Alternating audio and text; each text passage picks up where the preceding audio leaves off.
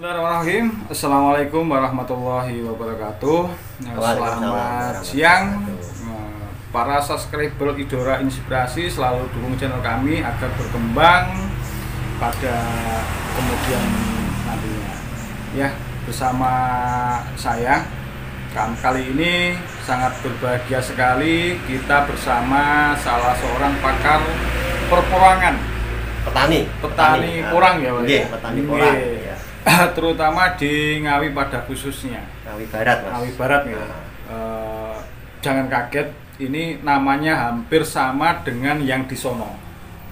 Tapi bukan yang di sono, tapi ini ada di Ngawi ini ternyata punya Mas Paidi Porang. Paidi Porang Ngawi Barat, inilah beliaunya. Selamat siang Mas Paidi. Selamat siang Mas Idola Inspirasi. Nama saya Mas Agus ya. Mas Agus, kalau ya? channel saya Idola Inspirasi. Oh gitu, ya ya. Bagaimana kabarnya pada siang hari ini? Alhamdulillah pangestu sehat Mas Agus. Iya, ini begini Mas Paidi, kita ngobrol santai saja terkait dengan perporangan, mengingat beberapa kabar dari para petani porang ini kayaknya akhir-akhir ini agak lesu. Ini gimana bisa diceritakan ini Mas Paidi? Gitu. Biasanya ya selamat datang Mas Agus nggih. Biasanya kalau untuk petani porang pada tahun 2022 ini lesu, biasanya itu harga Mas. Harganya yang harga kenapa itu? Anjlok melorot ya. Kita bisa ceritakan budidaya porang itu kan sebenarnya itu sudah dimulai dari zaman nenek moyang ya, sejak zaman Jepang ya. Namanya porang. Kalau orang sini ponang. Nippon menang. Nah, gitu lah. Harga lain. Terus tahun 2019 2020 itu agak booming karena harganya melejit, Mas. Gitu. Ya, harga porang produksi diterima pabrik waktu itu tembus di angka 12.000. Minimal 10.000 lah waktu itu Mas Agus. Nah, terus tahun kesini ya otomatis kan namanya harga melejit, petani banyak yang ikut Mas, ikut budidaya karena booming kan. Harganya mahal, makanya banyak yang ikut budidaya. Terus tahun 2021 itu agak turun Mas. Ya pasti namanya harganya bagus, banyak yang ingin budidaya dengan harapan keuntungan yang lebih loh. Itu tahun 2020 seperti itu, tahun 2021 turun Mas. Kalau nggak salah waktu itu menginjak pas mau hari raya Idul Fitri itu harga 7.500 Mas. Dari 12.000 menjadi 7.000 waktu itu. Nah terus untuk tahun 2022 ini harganya malah turun anjlok melorot. Nah gitu. Harga berapa nih kalau informasi yang saya dapat dari pengepul yang diterima pengepul sekitar 2.300-an Mas. Paling drastis betul ya. Paling banter 2.500. Itu dikarenakan apa? Dikarenakan pabrik pengolahan porang belum ada yang buka Mas. Gitu. Sampai detik ini ya tanggal 30 Mei ataupun awal Juni ya ini 2022. Pabrik pengolahan belum buka Mas Agus seperti itu. Itu penyebabnya apa itu? Kira-kira kok belum buka itu? Informasi yang saya dapat Mas Agus bahwa pabrik pengolahan porang ataupun rumah kemas untuk saat ini masih menunggu GACC terkait ekspor porang Mas. Itu yang dari negara tujuan ekspor ya, konsumen lah ya. Kita sebagai petani ini kan produsen Mas. Jadi masih menunggu GACC. Dampaknya ke petani langsung dampaknya ke petani seperti saya ini, seperti kita ataupun petani binaan seperti itu Mas Agus. Biasanya kalau ekspor itu dalam bentuk umbi atau barang setengah jadi atau gimana itu? Selama ini biasanya yang dulu Mas, yang sudah itu ekspor porang ke luar negeri itu dalam bentuk chip Mas. Chip seperti keripik itu loh Mas. Seperti keripik itu ada chip itu kan ada dua macam ya.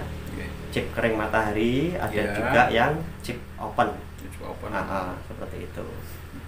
Terus saya membayangkan ini Mas Paidi, seandainya orang Indonesia itu berani dan mampu memproduksi sendiri, itu alangkah lebih bagusnya ya, bisa mensejahterakan petani. Wah, itu malah harapan para petani Mas.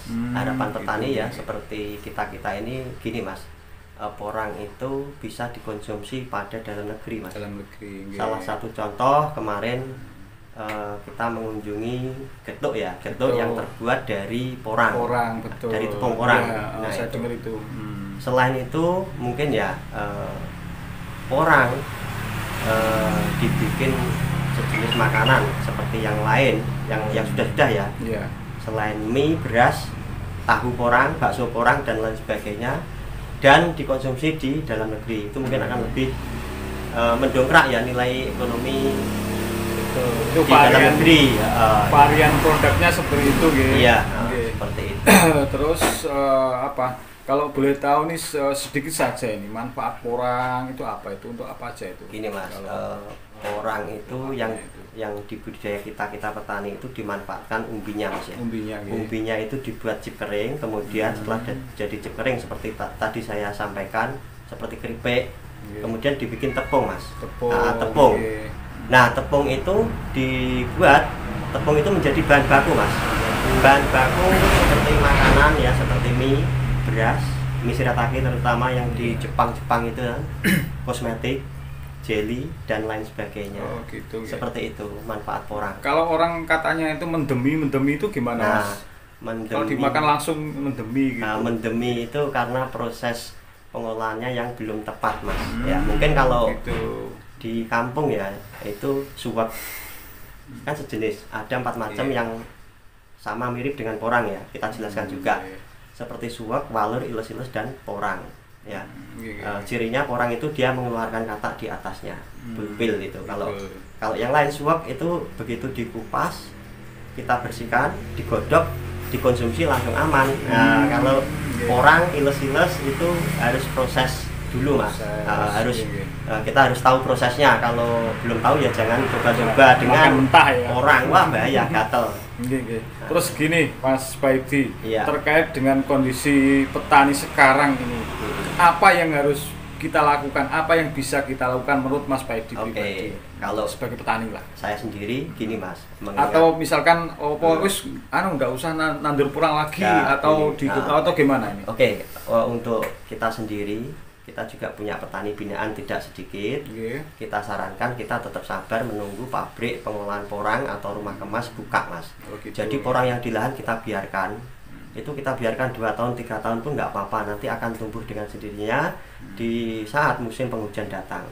Jadi untuk saat ini lahan porang kita biarkan, justru kita akan malah menambah lagi. Ini kesempatan mumpung harga bibit murah seperti itu. Tetap tanam Mas. Tetap tanam ya. Tetap semangat kita. Kesimpulannya harus sabar. Betul. Mas Agus. Kalau begitu ya. Mudah-mudahan bermanfaat perbincangan singkat dengan Mas Baidi Porangawi Barat. Semoga kita berdoa, para petani juga bersabar. Mudah-mudahan akan ada titik temu, karena ini kalau kaitannya sama ekspor impor itu udah regulasi dari pemerintah. Kita menunggu keputusan dari pemerintah, mudah-mudahan nanti bisa mencari solusi terbaik bagi para petani porang. Semangat Mas Baidi. Nambah lagi satu Mas. Ini saya sampaikan ditambah kepada pemirsa di Idola Inspirasi ya toh. Terkait porang ya. Untuk kali ini, tahun ini ya 2022 ini, petani yang budidaya itu juga dari pihak pabrik ya, kerjasama antara pemerintah dan pabrik dan petani itu harus namanya registrasi lahan. Ada aturan baru lagi itu kita mengacu pada GAP, yaitu Good Agriculture Practice, yaitu cara. Jangan lupa nantikan episode berikutnya.